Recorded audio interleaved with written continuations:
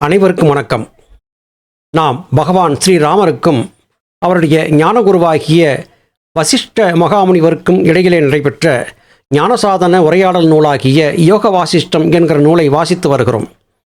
கடந்த பதிவிலே எப்படிப்பட்டவனாக இருந்தாலும் மனித உடல் எடுத்துவிட்டால் அகங்காரவயப்பட்டு புலன்கள் இன்பங்களிலே மனத்தை செலுத்திவிட்டால் பற்பல விதமான கர்மவணிகளுக்கு ஆளாக நேரிடும் என்கிற கருத்துக்களை பகவான் ராமருக்கு வசிஷ்டர் சொல்லியதை கேட்டோம். எல்லா வகையான துன்பங்களுக்கும் மனதிலே ஏற்படக்கூடிய ஆசைகள்தான் காரணம் என்பதையும் புரிந்து கொண்டோம். இன்றைய பதிவிலே தொடர்ந்து வசிஷ்டர் சொல்லக்கூடிய நற்கருத்துக்களை பார்க்கலாம்.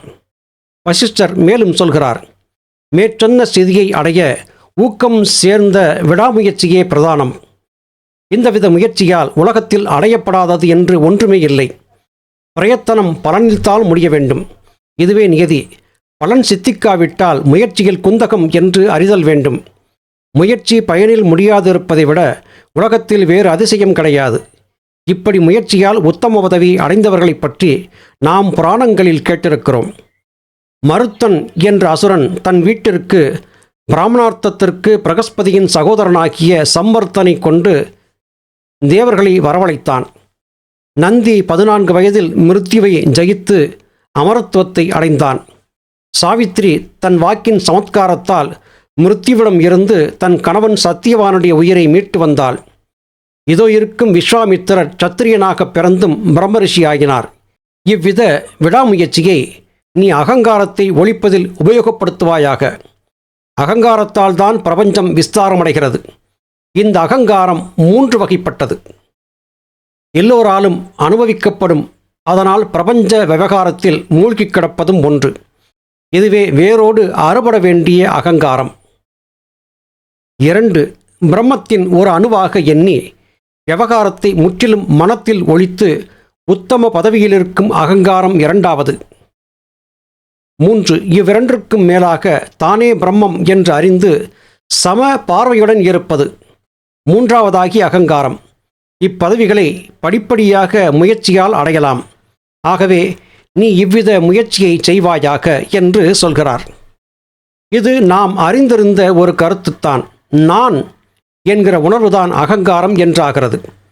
நான் என்பதை விட்டுவிட வேண்டும், நான் என்கிற அகங்காரத்தை விட்டொழிக்க வேண்டும் என்று சொல்லப்படுகிறது. ஆனால் ஒரு விதமான நான் என்கிற உணர்வை வைத்துக்கொள்ள வேண்டும் என்று மகான்கள் குறிப்பிடுகிறார்கள். அது என்ன ஒரு விதமான நான்? நான் பராபரத்தின் அன்பிற்கு பாத்தியப்பட்டவன். நான் சித்த புருஷர்கள் மகான்களுடைய அன்பிற்கு பாத்தியப்பட்டவன். நான் பராபரத்தை அடைவதற்கு தகுதியுடையவன். நான் பராபரத்தின் வடிவமாக இருக்கிறேன். நான் மேன்மையான நிலையை அடைவதற்காக இந்த பிறவியை எடுத்திருக்கிறேன் என்று எண்ணக்கூடிய இந்த விதமான நான் என்பது நிச்சயம் நல்ல விளைவுகளை கொடுக்கும். இதையே ஒரு சமஸ்கிருத பதம் நமக்கு சொல்லிக் கொடுக்கிறது. அகம் பிரம்மாஸ்மி. அகம் என்றால் நான், பிரம்ம அஸ்மி, நான் பிரம்மமாக இருக்கிறேன் என்கிற நிலை. இந்த நான் இதுவும் அகங்காரத்தின் ஒரு வடிவம்தான். இந்த வடிவத்தைத்தான் இங்கே வசிஷ்டர் ஸ்ரீராமருக்கு சொல்லிக் கொடுக்கிறார். எனவே நான் பராபரத்தின் அன்பிற்கு பாத்தியப்பட்டவன், நான் சித்த புருஷர்களுடைய அன்பிற்கு பாத்தியப்பட்டவன் என்கிற இந்த நானை வைத்து கொள்ளலாம் என்று வசிஷ்டர் சொல்லிக் கொடுக்கிறார். புரிதலில்தான் எல்லாமே இருக்கிறது. ராமன் கேட்கிறான், எல்லாம் பிரம்மம் என்றால் நாம் இப்பொழுது இருக்கும் நிலையும் பிரம்ம நிலை. பிறகு நம் பிரயத்தனத்திற்கு என்ன அவசியம்? இந்த கேள்வி நம்மில் பலருக்கும் எழக்கூடியது. குறிப்பாக அடியேனுக்கு அடிக்கடி ஏற்படுகிறது. நான் பிரம்மம் என்று சொல்லுகிறீர்கள். நான் பிரம்மம் என்று கொண்டுவிட்டால் பிரம்மமாக இருக்கக்கூடிய நான் பிரம்மமாக மாறுவதற்கு எதற்காக தவம் செய்ய வேண்டும், வாசி பழக வேண்டும், எதற்காக கடுமையாக உழைக்க வேண்டும்? இது குழப்பத்தை தருகிறதே என்று பலகாலமும் சிந்தித்தது உண்டு. வசிஷ்டர் என்னுடைய கேள்விக்கும் இங்கே பதில் சொல்கிறார். ஆம், நீ சொல்வது சரியே. ஆனால் இந்த பிரம்ம நிலையில் துக்கமும் துன்பமும் தான் அனுபவிக்கப்படுகின்றன. இப்படியின்றி சாஸ்திர விதிப்படி பிரம்மத்துவத்தை அடைந்தால் நித்திய ஆனந்தம் சம்பவிக்கும். ஆகையால் உன் இஷ்டப்படி நீ செய்யலாம். வசிஷ்டர் மேலும் சொல்லுகிறார், மேற்சொல்லிய கதையை தொடங்க சம்பரன் தன் சேனாதிபதிகளுக்கும் சேனைகளுக்கும் சம்பவித்ததையும் இத்தோல்விக்கு காரணமும் அறிந்து கொண்டு மறுபடியும் 3 சிருஷ்டித்தான். இவர்களே பீம, பாச, திருடன் என்ற சேனைத் தலைவர்கள். இவர்கள் ஆத்ம ஞானிகளாகவும் ஆகையால் எப்பொழுதும் எந்நிலையிலும் மனோ வேறுபாடு இன்றி தங்கள் காரியத்தை செய்கிறவர்களாகவும் சிருஷ்டிக்கப்பட்டார்கள். சேனைகளை இவர்களிடம் ஒப்படைத்து தேவர்களை சிட்சிக்கும்படி அனுப்பினான். கட்டளைப்படி தேவசேனைகளை தாக்கி இச்சையோ அல்லது கவலையோ இல்லாமல் ஓயாமல் சண்டை செய்து வந்தார்கள். தேவ சைன்யங்கள் சளைத்து களைத்து இனி சண்டை செய்வது முடியாது என்று அறிந்து கொண்டு ரணகளத்தை விட்டு ஓடி பிரம்மதேவனிடம் சரணடைந்தார்கள். பிரம்மதேவன் இவர்களின் முறையை கேட்டு இருக்கும் நிலைமையை அறிந்து கொண்டு இனி தேவர்களால் யாதொன்றும் செய்ய முடியாது என்பதை உணர்ந்தார். தானே இந்த விஷயத்திற்கு ஒரு முடிவு செய்வதாக கூறி சம்பரனை நேரடியாக தேடிச் சென்று அவனை யுத்தத்தில் சம்ஹாரம் செய்தார். இதனால் சம்பரனும் முக்தியை அடைந்தான். இப்படி எஜமானன் காலமானதும் பீம, பாச, துருடன் என்ற அசுரத் தலைவர்களுக்கு யுத்தம் செய்ய வேண்டிய கடமை ஒளிந்துவிட்டது. காற்று வீசும் வரையிலும் தீபம் அசைந்து கொண்டிருக்கும். காற்று நின்றவுடன் தீபமும் அசையாமல் ஒளியை கொடுக்கும். அதுபோல சம்பரனாகிய காற்று நின்றவுடன் ஆத்ம ஞானிகளாகிய பீம, பாச, துருடன் மூவரும் தங்கள் சுயரூபமாகிய அறிவாக நின்றார்கள். இதனால் தேவர்களும் தப்பி பிழைத்தார்கள். இங்கே வசிஷ்டர் சொல்லக்கூடிய கருத்துக்களை இப்படி புரிந்து கொள்ள வேண்டும். புராணங்களிலே எப்போது பார்த்தாலும் தேவர்களுக்கும் அசுரர்களுக்கும் யுத்தம் நடந்து கொண்டிருந்ததாகவும் பிரம்மனோ சிவனோ விஷ்ணுவோ வரம் கொடுத்து தேவர்களை துன்பத்திற்கு ஆளாக்கி விடுவதாகவும் நாம் அறிந்திருக்கிறோம். இவையெல்லாம் என்ன என்று பார்த்தால் சரியான விளக்கம் தெரிந்துவிடும். பிரபஞ்சம் நாம் கேட்பதையெல்லாம் கொடுப்பதற்கு காத்திருக்கிறது. எதை கேட்டாலும் பிரபஞ்சம் கொடுக்கும்.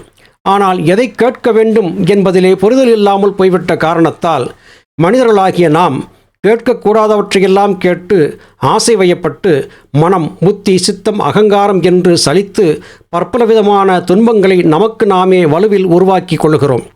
இதுதான் பிரச்சனைகளுக்கு காரணம். இந்த பிரபஞ்சத்தை பொறுத்தவரையிலும் நாம் கேட்கும் கேள்விகளுக்கு ஒற்றை வார்த்தையிலே பதில் சொல்லும். அது என்ன வார்த்தை? ததாஸ்து என்பதுதான் அது. அப்படியே ஆகட்டும் என்று. நாம் எதை கேட்டாலும் பிரபஞ்சம் கொடுக்க தயாராக இருக்கும். ஆனால் எதை கேட்க வேண்டும் என்கிற புரிதல் நமக்கு இல்லாமல் இருப்பதுதான் துர்லபம். இதே கருத்துக்களை மாணிக்கவாசகர் பெருமான் திருவாசகத்திலும் சொல்லுகிறார். வேண்டத்தக்கது அறிவோய்னி, வேண்ட முழுதும் தருவோய்னி, வேண்டும் அயன்மாலுக்கும் அறியோய்னி என்று பாடுகிறார். எனக்கு என்ன வேண்டும் என்பதை பராபரம் நன்கு அறியும். ஆனால் பராபரம் நான் எதை கேட்டாலும் கொடுத்துவிடும் என்று சொல்லுகிறார். இங்கேதான் நமக்கு அடிப்படை புரிதல் என்பது தேவையாகிறது. எதை கேட்டாலும் பராபரம் கொடுக்கும். ஆனால் எதையும் கேட்காமல் இருப்பது நல்லது. நமக்கு எது சரியானதோ அதை பராபரமே தெரிந்தெடுத்து கொடுப்பதை பிரார்த்தனையாக வைப்பதுதான் முறையாக இருக்கும். இதை சரியாக விளங்கி கொண்டு விட்டால் மனம், அதிலிருந்து வெளிப்பட்டு வந்த அகங்காரம், புத்தி ஆகியவை மூலமாக சித்தத்திற்கும் மனத்திற்கும் இடையிலே நடக்கக்கூடிய யுத்தம் நின்றுவிடும். இந்த யுத்தம் நின்றுவிட்டால் மோட்சத்திற்கான கதவுகள் திறக்க ஆரம்பிக்கும்.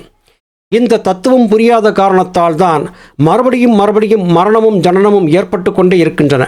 எனவே நாம் இப்போது புரிந்து கொள்ள வேண்டிய அடிப்படை புரிதல் யாதென்றால், மனதிலே எக்காரணத்தை கொண்டும் ஆசைகளை வளர்த்து கொண்டு விடக்கூடாது. உங்களுடைய ஆசைகள் பிரார்த்தனைகளாக, சங்கல்பங்களாக மாறும்போது பிரபஞ்சம் அவற்றை உங்களை நோக்கி கொடுத்துவிடும்.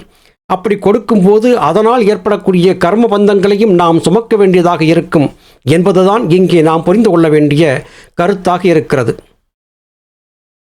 பிரபஞ்சம் என்பது வாக்கினாலும் பாவனையாலும் மாத்திரம் இருக்கை என்ற தன்மையை அடைகிறது. ஆகையால் இது நம் செயற்கையால் ஏற்பட்ட பிரபஞ்சமே ஒழிய இயற்கையாக ஏற்பட்டது அல்ல.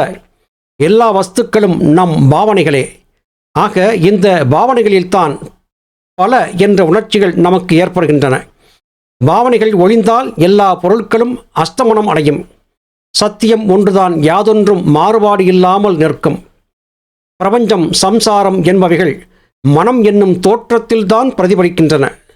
மனம் அசைவற்று நின்றால் இவைகளும் வேறுபாடு இல்லாமல் ஏக காட்சியை அளிக்கும். ஆனால் மனம் என்பதே ஒரு கற்பனை. ஆகையால் இதிலே பிரதிபலிக்கும் காட்சிகளும் அசத்தியமாகத்தான் இருக்க வேண்டும். மனம் நாசமடைந்தால் பந்தம், மோட்சம் என்பவைகளும் நாசமடையும். ஆத்மாவில் இவைகளுக்கு இருப்பிடம் ஏது? இவைகள் ஒன்றும் அதில் ஒட்டாது.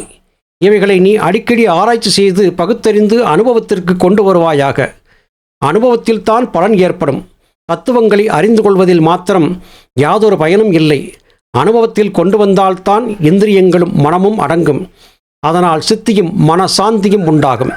சாந்தி உண்டானால் வாழ்க்கையை யாதொரு கவலையும் இன்றி அனாயாசமாக நடத்தலாம். இதுதான் ஞானிகளுக்கு ஏற்ற மார்க்கம். கர்மங்களை யாதொரு பற்றுதலும் இன்றி செய்து வருவதே அறிவாளிகளின் நோக்கம்.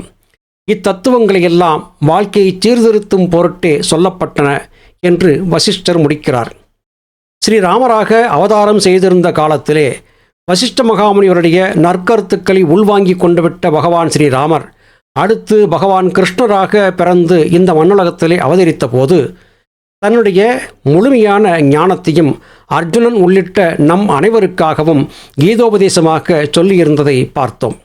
எனவே ஞானிகள் மகான்களை பொறுத்தவரையிலும் தாங்கள் அறிந்து புரிந்து கொண்டுவிட்ட தத்துவங்களை மற்றவர்களுக்காக பயன்படும் விதமாகவும் சொல்லிச் சென்று விடுவது வாடிக்கையான ஒன்றாக இருக்கிறது. அருமை சகோதர சகோதரிகளே, மனமே எல்லாவற்றுக்கும் காரணம். மனதிலே ஆசைகளை வளர்த்து கொள்ளாமல் இருந்தால் நம்முடைய இந்த பிறவியே நம்மை நிச்சயமாக மோட்சத்திற்கு இட்டுச் செல்லும் என்பதிலே எந்தவிதமான மாறுபாடும் இல்லை. அதை விடுத்து வெறுமனே பல மணி நேரம் தவம் செய்வதால் மாத்திரம் நமக்கு மோட்சம் கிடைத்து விடாது. தவம் செய்ய வேண்டும். அதே வேளையிலே மனம் எளிமையாக உலக பந்தங்களிலிருந்து தன்னை விடுவித்துக் கொள்ளவும் பயிற்சி கொடுக்க வேண்டும். இது சாத்தியமென்றால் இந்த பிறவியிலேயே மோட்சமும் சாத்தியம்தான். நல்லது சகோதர சகோதரிகளே, மீண்டும் அடுத்த பதிவிலே உங்களை சந்திக்கிறேன். அதுவரையிலும் நன்றி, வணக்கம்.